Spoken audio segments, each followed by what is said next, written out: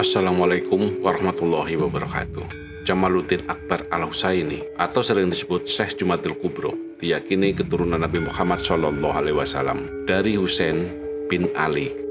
Dalam syiar Islam, beliau bersama Utsman Hajj atau Raden Utsman Haji atau dikenal dengan Sunan Ngudung.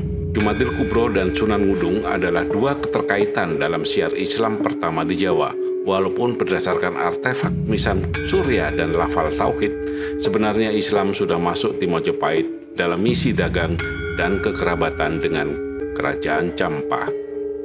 Makam yang dikenal dengan Makam 7 akan dibahas di akhir video ini. Dinamakan Punjer Wali Songo. Punjer Wali Songo dalam arti Dari Wali Songo. atau orang tuanya dari Wali Songo ya. Mbah Kudupin. Karena dari keturunan dan kerabat beliau, syiar Islam diteruskan oleh para wali yang lebih dikenal dengan Wali Songo di Pulau Jawa. Kalau konteks saya tidak harus benar atau salah, tapi bagaimana kita bisa mengikuti jejaknya Syekh Jumatil Kubro untuk syiar Islam yang rahmatan lil alamin.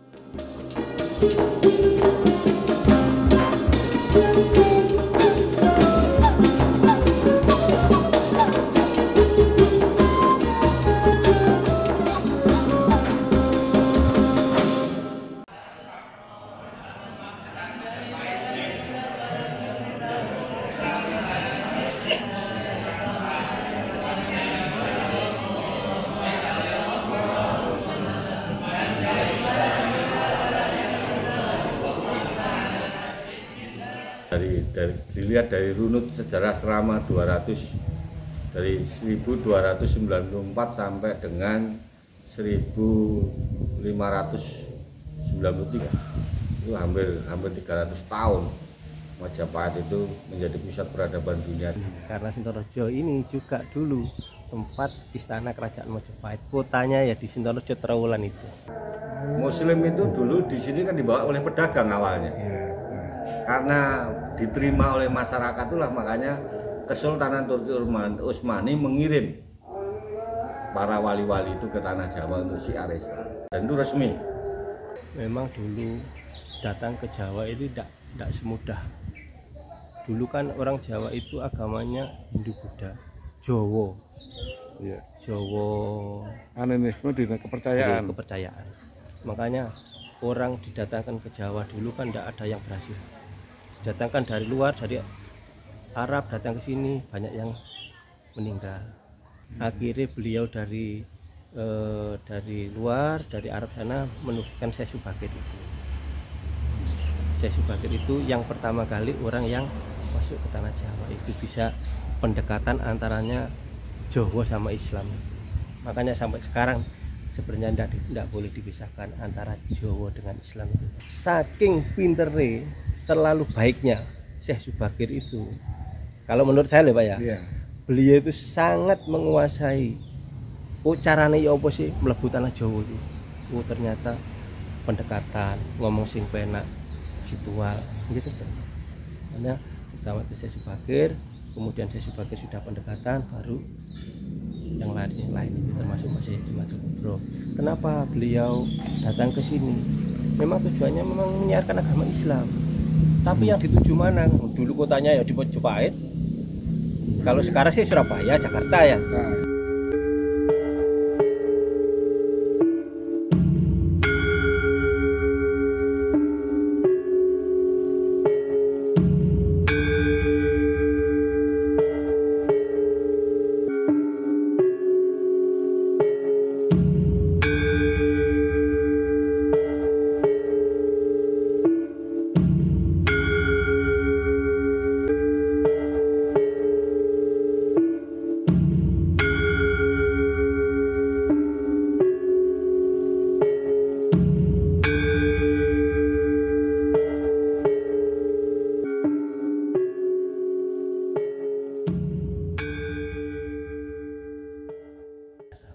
Konon Wali Songo itu malah anak keturunan dari Syekh Jumatil Kubro. Ini menurut sejarah, karena salah satunya adalah Maulana Malik Ibrahim yang ada di Gresik, itu adalah anak dari Syekh Jumatil Kubro. Kalau yang Maulana Malik Ibrahim kayaknya bukan langsung anaknya. Yang anaknya asli itu Maulana Asmarakondi sama Maulana Iskai. Yang Syekh Maulana Asmarakondi mempunyai anak Sunan Ampel. Makanya Sunan Ampel itu kan cucunya Maulana Iskai itu, anak Maulana Iskai itu Sunan Giri itu termasuk cucu. Cucunya Mbah Said, bukan anaknya cucu. Memang yang tua di sini, yang paling tua, makanya dikukuhkan dinamakan Punjer Wali Songo itu. Punjer Wali Songo dalam arti Dari Wali Songo atau orang tuanya dari Wali Songo. Mbah Buyutin. Jadi kalau runutnya dari Syekh Jumadil Kubro adalah kakeknya Sunan Ampel yang waktu itu bapaknya Sunan Ampel itu Asmarakondi yang makamnya ada di Lamongan Tuban itu, dan ini bapaknya Asmarakondi. Tentunya Syekh Jumadil Kubro itu kisarannya ya mungkin zamannya Tribuana Tunggadewi, zaman Tribuana Tunggadewi, atau kalau zamannya Raden Janda lah, zamannya Tribuana Tunggadewi mestinya gitu.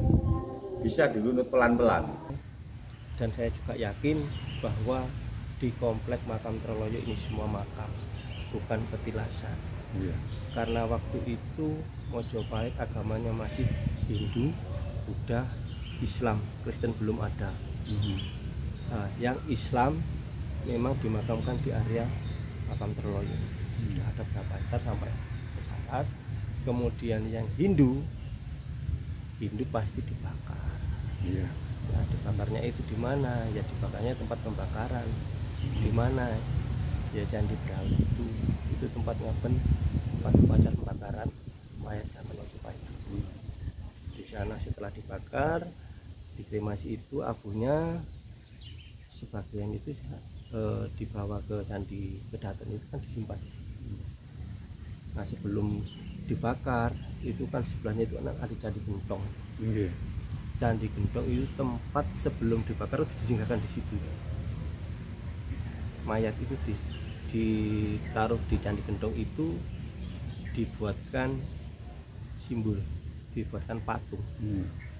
Makanya dulu pernah ketemu sebenarnya patungnya raja-raja itu terbuat dari emas kecil. Tapi tentunya dengan adanya makam-makam waliullah yang ada di Sentonorjo ini sudah bisa membuktikan bahwa tidak pernah ada gesekan antara Muslim dengan Hindu Buddha yang ada di Kota Raja saat itu. Kalau makam Mbah Said, saya yakin ini betul-betul makam Mbah Said. Saya juga yakin.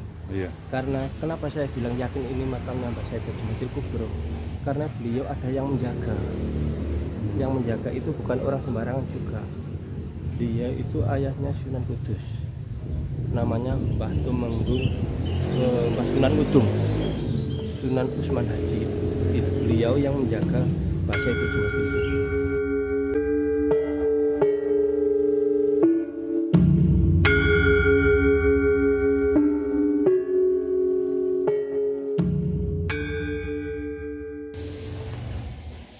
Beliau itu tidak jauh dari Mbah Said Usman Haji Ihsan Udung, karena ini pengawal pribadi. Kemana-mana Mbah Said itu pasti ada Mbah Sunan Udung. Nah, kenapa makam Mbah Said Sunan Udung ini panjang, tidak sama dengan makam-makam yang lain? Menurut sejarah orang tua, beliau ini makamnya beserta tombak yang menancap di tubuhnya, dan tombak itu tidak boleh dilepas. Juga beliau almarhum Gus Dur sama Gus Wafik, beliau juga meyakini bahwa makam Mbah Said itu wonten makam Troloyo. Karena makam Troloyo ini makam umum terbesar zaman kerajaan. Nah, ini sebetulnya seluruhnya dulu komplek makam ya Pak Lurah ya. Ini semua dulu yang sebelah timur itu dulu makam rumahnya terbuat dari kayu-kayu berapa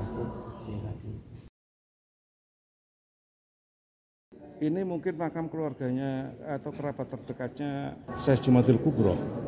Kalau ini memang kerabat Tidak mungkin lah dari Mbah Syed Jumatul Kubro datang dari luar negeri sendirian, kan tidak mungkin. Iya. Ngapunten ya. Iya. Paling tidak itu satu kapal. Mungkin ada penggawa, ada Iya betul, iya. dokter, ada tabib. Jadi pasti kehadiran beliau di tanah Jawa itu pasti dengan rombongan tentunya ya.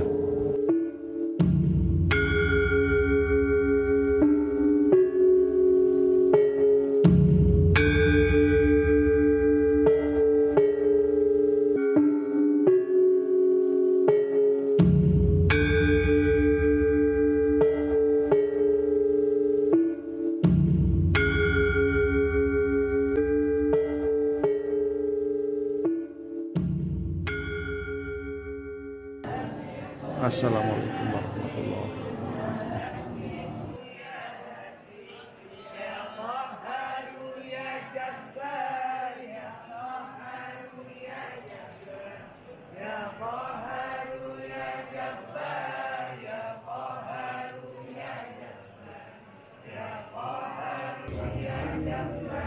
Mungkin panjenengan kepingin suara bisa memiliki enten lafal bahasa Arab bahwa itu surat membuka. Nggih. Auzubillahi minasyaitonir rajim. Bismillahirrahmanirrahim. Alhamdulillahirabbil alamin.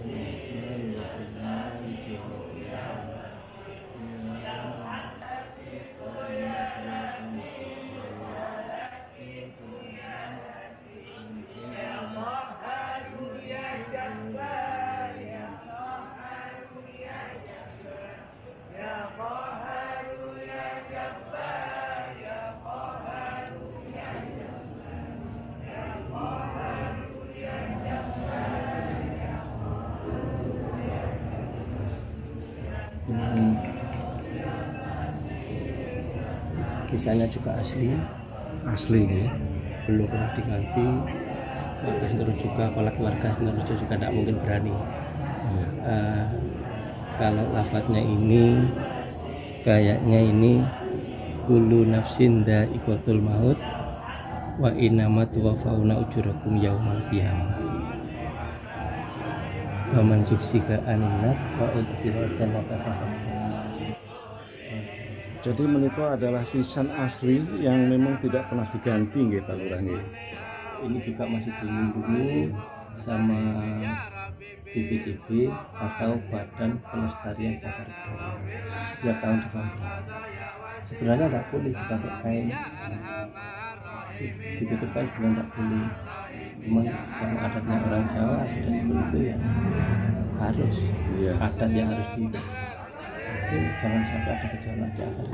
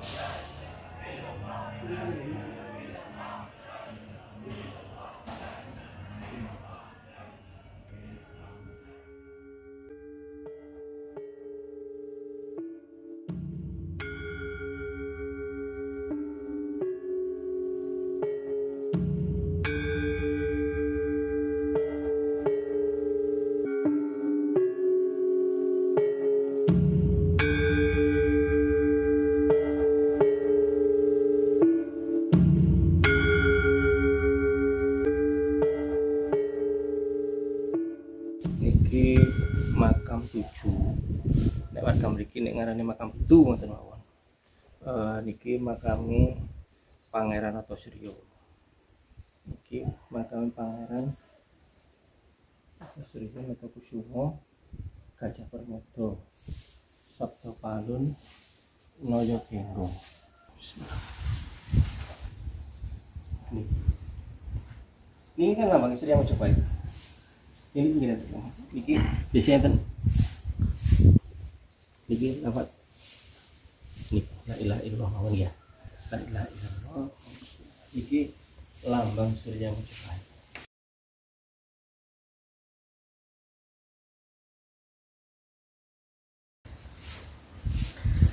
Niki cuman tulisannya niki udah di rusak ya karena waktu masih ini maksudnya tulisan tahun. Saya yakin ini masih kerabatnya kerabatnya Mbah Syahid, mungkin yang sudah menikah di dalam lingkup kerajaan. Kalau tidak orang kerajaan, orang berwibawa, tidak mungkin makan masuk ke sini. ya. Mungkin kalau Islam tok mau nggih, Iya. mungkin ditulis Islam, tapi kan ada lambangnya Sri yang Majapahit niki, sehingga saya yakin ini bawa orang kerajaan yang sudah masuk Islam. Nah, Gus Mafik itu bilang tidak ada makam se-Indonesia yang seperti yang ada di Troloyo. Pokoknya kuburan sing gak padha mbek liyane. Sing sisih iku tulisane Arab, sing sisih ana gambare matahari. Nek jajan gambare matahari kan bunder nih. Nggih. Ana gambare matahari. Sing ana nang Troloyo liyane Troloyo gak ono. Asli apa kan? Ini asli Pak. Ini asli ya kamu begini kami. Ini asli. Dan masih dilindungi sama BPJB. Setiap ini ada penjaganya, tugas dari BPJB.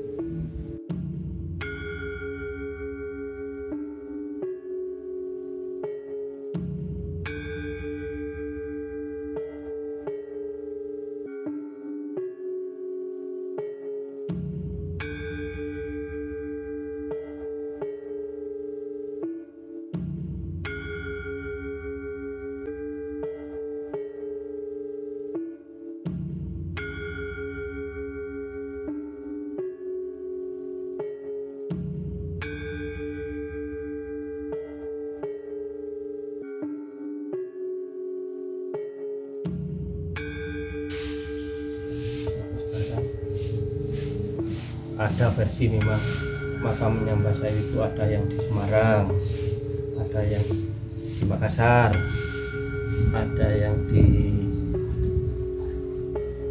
Tuban itu ada enten. Tapi yang santet niku ten nggih Makassar, Semarang. Iya. Gus Mafik juga meyakinkan, Gus Dur juga sangat meyakinkan kalau Mbah Syahid memang betul dimakamkan di Mbah Syahid. Karena dia juga tidak jauh dari Sunan Kudus.